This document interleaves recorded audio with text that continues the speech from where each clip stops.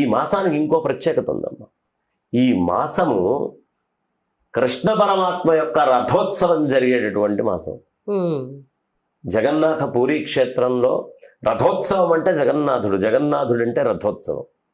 ఆ రథోత్సవంలో ఆయన చెల్లెలు, ఆయన యొక్క అన్నయ్య, ఈ ముగ్గురు కలిసి చక్కగా అలా ప్రయాణం చేయటం. ఆ తర్వాత లక్ష్మీ అమ్మవారు ఈయన మీద కోపగిస్తుంది. కోపగిచ్చి 3 రోజుల పాటు ఆయన్ని రానివ్వదు.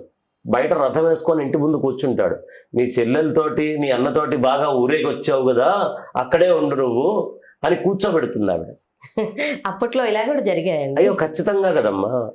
భార్యకి ఇవ్వాల్సినటువంటి ప్రాధాన్యత భార్యకి ఇవ్వాల్సిందే అని జగన్నాథ పూరీ క్షేత్రం మనకి తెలియపరుస్తుంది.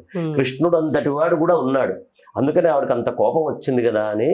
మనకి ఇప్పటికైనా సరే జగన్నాథ స్వామి క్షేత్రంలోకి వెళ్తే లక్ష్మీ అమ్మవారి యొక్క గుడి ఎక్కడైతే ఉంటుందో దాని ఎదురుగుండా సముద్రుడు, ఆమె తండ్రి కదా, చల్లటి గాలి వచ్చేట్టుగా వీస్తాడు ఎప్పుడైనా సరే.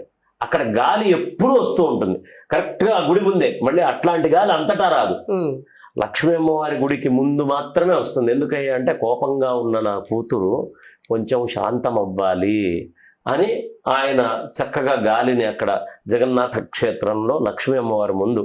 కాబట్టి ఇవన్నీ వేడుకగా అసలు నయనోత్సవంగా ఉంటుంది స్వామివారి యొక్క వెళ్ళటము. స్వామివారి ఉద్దేశం ఏంటి?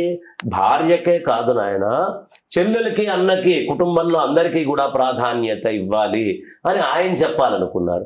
ప్రాధాన్యత ఇవ్వకపోతే నిన్ను 3 రోజులైనా బయట ఉంచుతాననే విషయం చెప్పిన తర్వాత భార్య కోపం వస్తే 3 రోజులు ఎదురు చూసైనా సరే మళ్ళీ నువ్వు కలుపుకోవాల్సిందే అనేటటువంటి తత్వము మనకి జగన్నాథ క్షేత్రంలో అన్నీ తెలియపడదు. అంటే ఇది ఒక అద్భుతమైనటువంటి ఆ కుటుంబ వ్యవస్థ ఎలా ఉండాలి, అన్నీ ప్రధానమే, అన్నిటినీ ఎలా కలుపుకుంటూ వెళ్ళాలి, దేన్ని ఎక్కడ ఎలా నెగ్గాలి, ఈ విషయాలన్నీ కూడా మనకి చక్కగా ఈ ఆషాఢ మాసంలో మనకి తెలుస్తాయి.